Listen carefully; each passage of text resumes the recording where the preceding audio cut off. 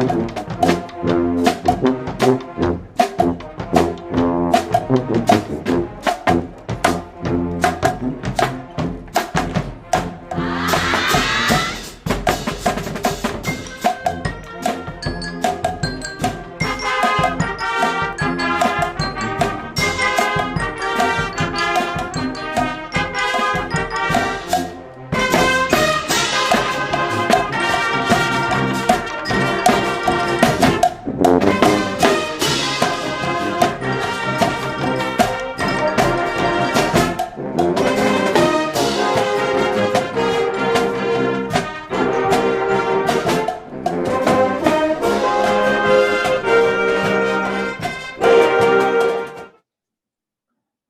morning, Westminster. Grab a cup of coffee and join us.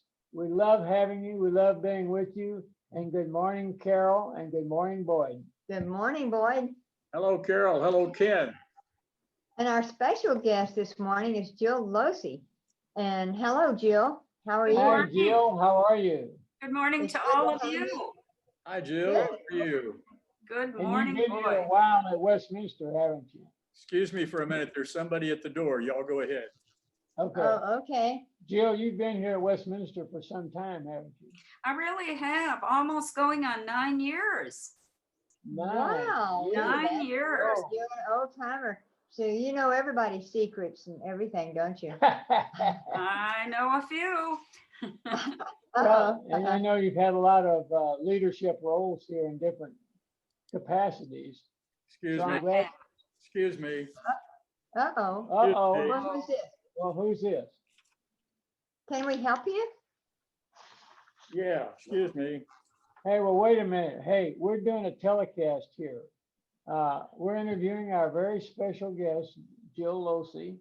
And we really don't have time to talk right now, but by the way, what are you selling anyway?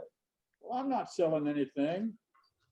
My wife and I are new residents, and I need to speak to Jill Losey. My name is Marcus Aurelius Copernicus. Well, that's a very distinguished name. Are you a college professor or something? No, but my father was. You can call me Marky. Hello. Marky. Hello, Marky. I'm Jill Losey. What can I do for you? Well, you sent me a letter, something about the RAF. Are you a recruiter for the Royal Air Force? Because if you are, I'm afraid my flying days are about over. Hello. Well, it's not the Royal Air Force, Marky. It's the Residents Appreciation Fund. And the chair this year is Jill Losey, who's right there talking to you. And my eyes aren't as good as they used to be either, but maybe with new glasses, I could still fly. Oh, no, Marky. Our RAF is not about flying. It's the Residents Appreciation Fund. Every year at this time, we ask residents to donate to the RAF, and then we make grants to the Westminster Associates to show our appreciation for their dedicated service during the past year. Well, I noticed that they don't take tips. And that's right, we're not allowed to tip. Instead, residents make a one-time donation to the RAF, and all the money we raise is divided among the associates below the leadership level. It's to all of them from all of the residents. How do you decide who gets what?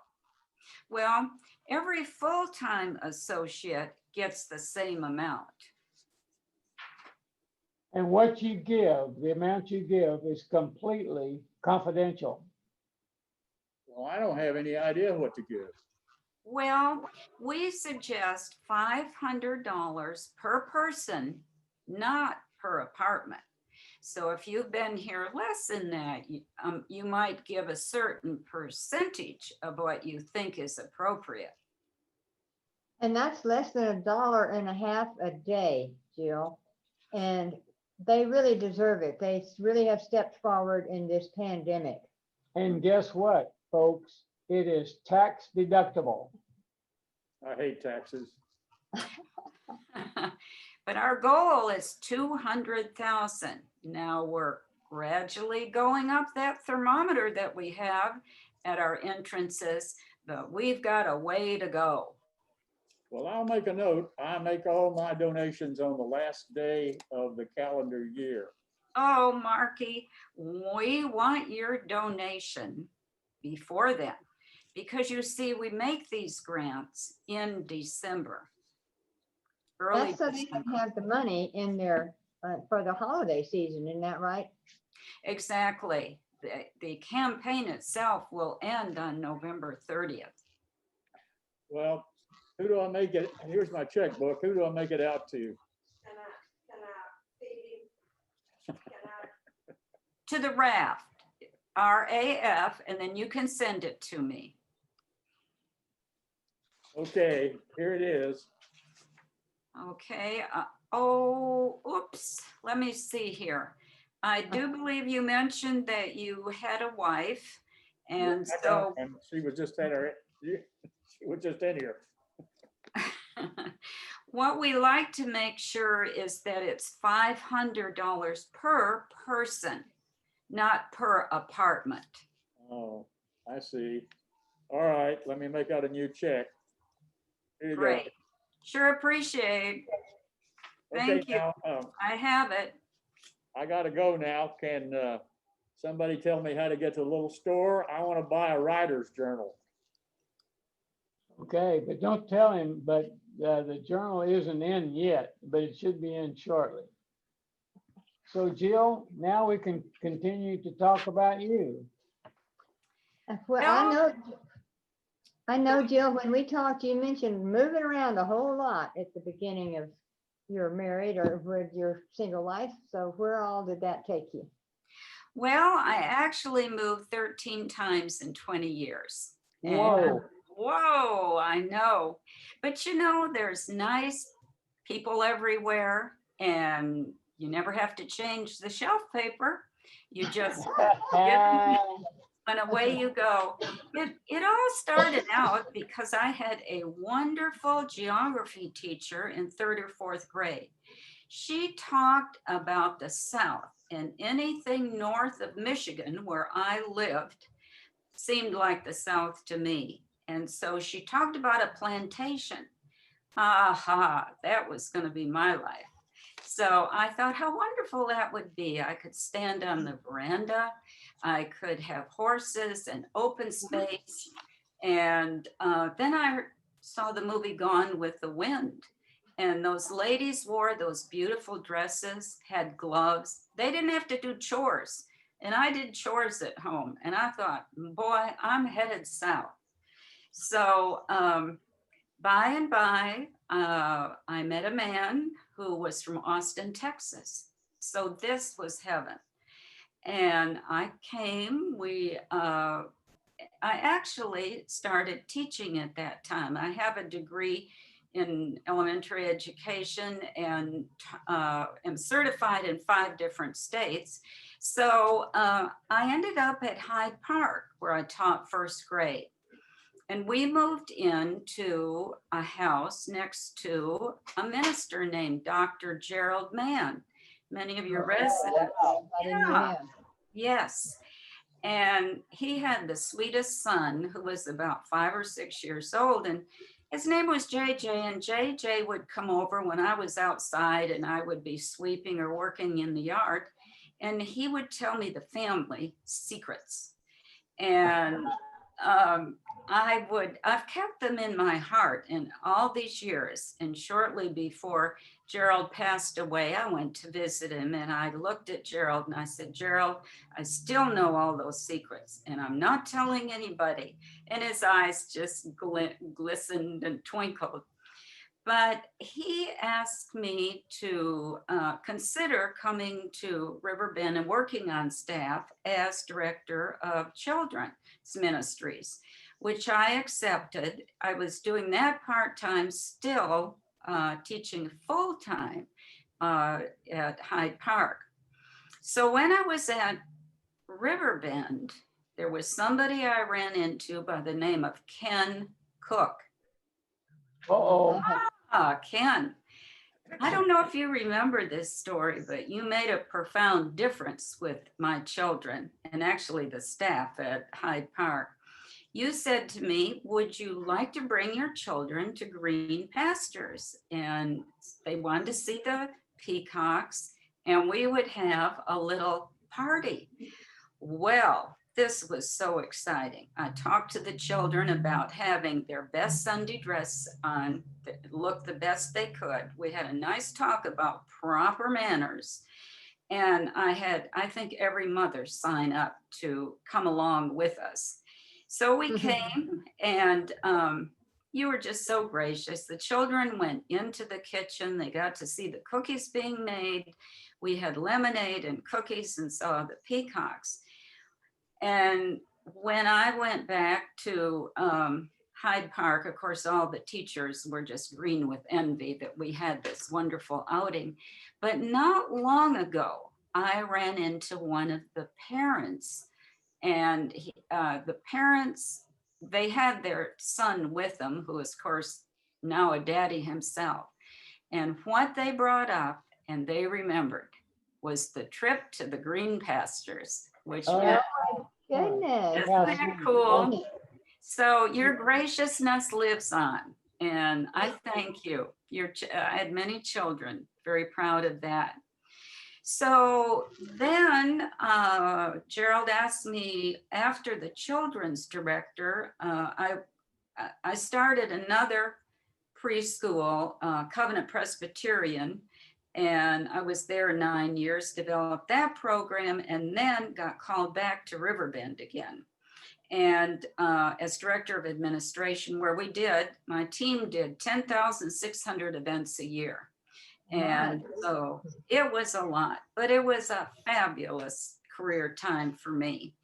So, and so one day I went to the mailbox and I met a man named Jack Losey.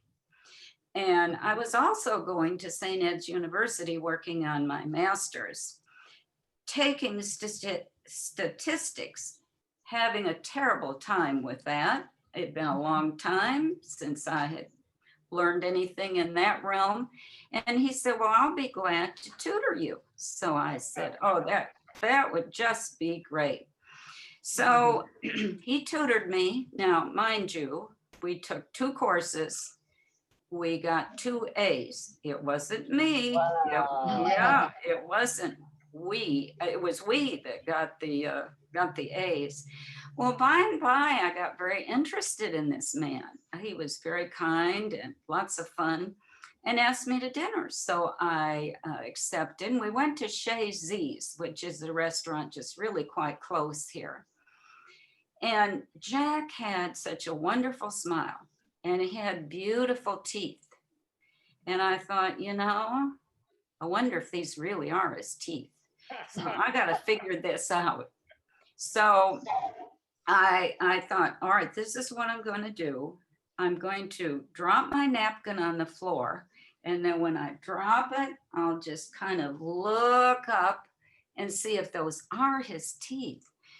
And he said, Jill, what are you doing? And I said, well, Jack, your smile, your teeth are so pretty. I just wondered, are they really your own? And he just laughed, and and I said to him, well, you'd never buy a horse without checking their teeth. So that started 32 years of a wonderful, happy, fun-filled marriage. And so that's a little bit about that. But my last thing I wanted to say was Jack and I had a B&B. We had 2 B&Bs in Fredericksburg, Texas. And we also had a house, Fredericksburg, Texas. So, and a house, and we enjoyed that a great deal. But the last time I was in Fredericksburg, I thought about, when this pandemic is over, Ruth is going to have some more trips for us to go on. And excuse me. and on those trips, there are often people here who like to even go for the weekend, and they will call me and say, well, where should I eat? What should I do? So I have here, I just got a whole bunch of packets made out for any of our residents who would like to go. You can contact me.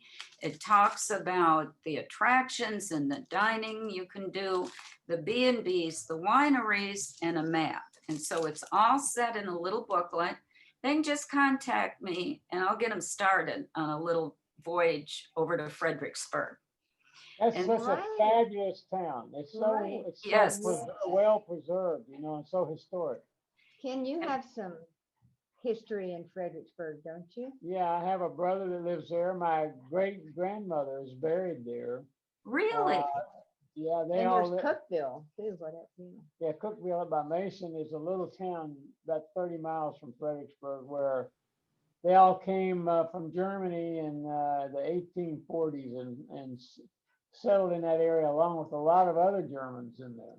Yes. My It- wife Kitty, parents were in High and had the store there in High, which is not far from Fredericksburg. And Absolutely. two of our brothers were born in High and before they moved to Austin. So we love You know, that part of the country and we really miss getting up there. Jill, my sister-in-law taught school in Fredericksburg. And you might appreciate this because she also taught first grade. Up until 1960, this is before the days of TV, kids would come in off the farm into the first grade who spoke mainly German.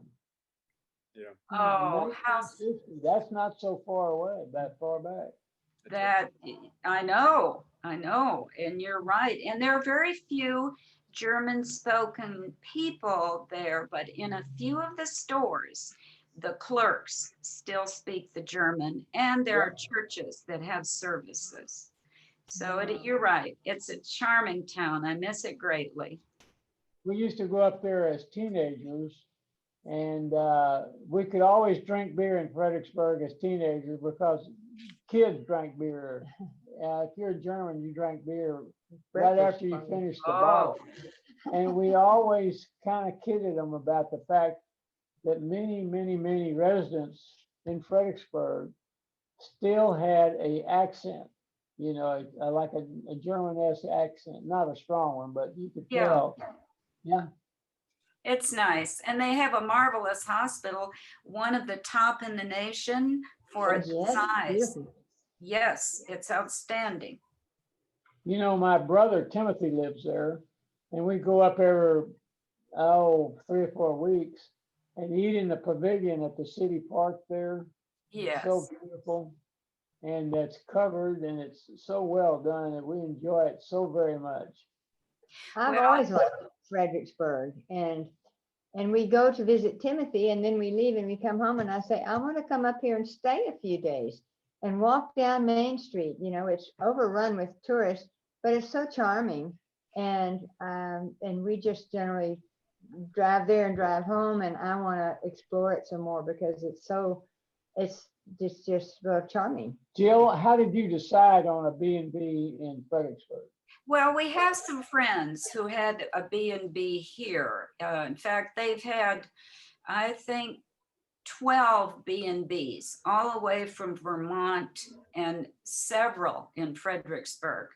And so I always wanted to live there. Jack really did too, but he was still involved with his business, so it was not conducive to go. And then our friend had a small place with a Sunday house behind, and you know the Sunday house, what that's all about, where Yeah. the farmers would come in from the fields and spend the weekends there. So we stayed in the Sunday house, and lo and behold, we started to join together. We said, let's open the B&B, and we joined them. And the neat thing that we did not always cook. We gave vouchers. People, when they go up there, they have busy lives, and they really like to not always have someone knocking at the door. So we would give them opportunity to 4 different restaurants to use either for breakfast or for lunch. And that seemed to work out well. I think I think a lot of people followed your example, because when we stayed at the B&B up there some few years ago, that was the practice. They gave us vouchers. Yes, The house was stocked for breakfast if we wanted to, have cold breakfast ourselves. But, exactly.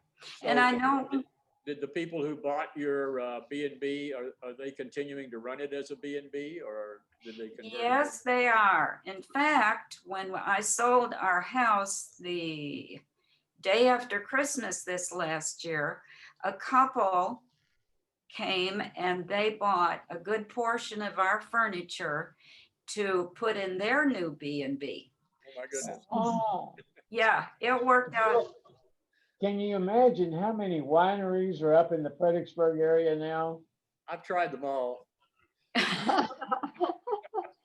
You would be surprised. I mean, the buildings that are going on, the wineries have just, I can't begin to tell you how many more. And when Ruth gets a trip going for us, we'll have a chance to go see it again.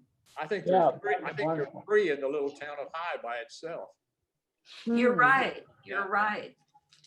You know, it's in some of the trips we made, we like to stay at B&Bs. I always think that's so much fun. And I thought for several years, wouldn't this be fun to have a B&B? But then I really started observing, and that's a whole lot of work, It It's is. just making everything fresh and new again every day, and rotating recipes. And I remember we were at one, I can't remember where it was, but anyway, for 2 mornings, we were going to be there for 3 mornings, I think. For 2 mornings, we had this fabulous, fancy breakfast. And then on the 3rd morning, we had yet another wonderful breakfast. And I said, this is just incredible. And he said, well, lucky you're only staying this long, because we start over again with the first breakfast tomorrow. And they just do, a rotating of 3 nights, and most people don't stay longer than that. But it's a lot of work. It really Well, are. Jack But used to say, when we got ready to sell the B&Bs, Jack would say, well, it's time. He said, I got so tired of ironing those sheets and those pillowcases. Right. As if he did do that. Did he ever touch an I iron in his know. life? Well, he was in the Navy. I guess he's maybe the iron up there. Oh, It's a great story, Joe. Yes. Well, thank you so much, Jill, for coming on our show and being with us and telling us about yourself and your life with Jack, and all the interesting things that you did. And the RAF. And yes. Congratulations on heading that up. well, yeah, I have a very strong passion because Jack, as you know, was in healthcare for over a year, and I was with him night and day every 24 hours. So I saw how hard our staff works there. And of course, we all know how food service works so hard, and maintenance and all the whole crew. And they've become my family, as all of our friends have. So I have a real strong passion for this. And so I was very honored when asked to do it. Well, you're doing a wonderful job, and I know you're going to meet the goal. So thank you from all of us. Thank you. I've had fun. Good. We've enjoyed it Good. too. Glad to have you. Yes. Those workers are so good, and I'm always impressed with the people, the ones that bring around our food carts and everything. They are so cheerful, and if I say, could I have an apple? Oh, I'm out, but I'll go down and get one and bring it to you. And I say, you don't have to do that. But I mean, they would do that with a smile. They just really want to please us. So I think it's an important thing that we show how much we appreciate them. Well, boy, it looks like another big, busy week coming up. What else is going on besides the RAF drive at Westminster? Well, at 2 this afternoon, there's a Zoom webinar town hall meeting to hear about the phase 2 reopening of the Laurel Dining Room. So you have probably received an invite. You may get another copy of it. You just click on it and follow the instructions. And Chuck and people from Dining Services are going to be explaining again how the reopening is going to work, how you make reservations, and what's going to be happening there. So, and it'll, I think, be recorded and then shown later also. So be sure and tune into that. And that's at 2 this afternoon, That's right. 2 o'clock. Of course, tomorrow's election day. Oh, Yeah, my and be goodness. sure to vote if you haven't already. Right. Let's see, one of my favorite movies on 1890 on Thursday night, My Fair Lady. Oh, I love Julie Andrews, and I can't tell you how many times I've seen that movie. And we just sing along with every song, and It's always fun. Yeah. it's a great show. It's a great movie. Yeah. So I think that's all we have time for today. Thanks again, Jill, for joining us. My pleasure. And the final reminder, if you haven't sent your RAF fund check in, please do it today. And so all of you viewers out there, thank you for watching us. Thanks for filling out the survey. Keep giving us your suggestions about things you'd like to hear about and guests that you'd like for us to interview. And be sure and tune in next Monday at 8:30 on channel 1890. And above all, stay safe and stay well. Bye, Jill. Bye, Ken. Bye, Carol. Boy. Bye-bye. everybody. Thanks, Vic. Thanks for coming.